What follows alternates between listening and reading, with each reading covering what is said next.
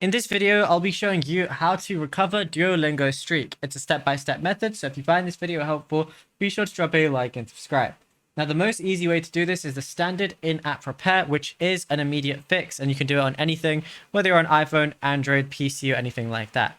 So all you want to do is open up your Duolingo application. Now, if you missed your daily practice window block by less than 48 hours, Duolingo is going to frequently offer an automatic built-in recovery option right inside the app interface. So launch the Duolingo app on your phone or open it via your desktop web browser.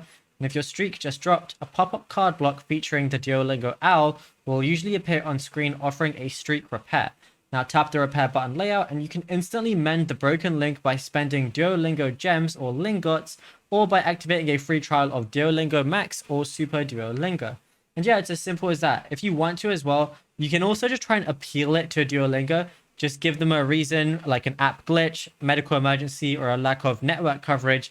And Duolingo support staff can also sometimes restore it based on your profile history as a one-time courtesy. Just don't always rely on that. And yeah, it's as simple as that. Now, if you found this video helpful, be sure to drop a like and subscribe.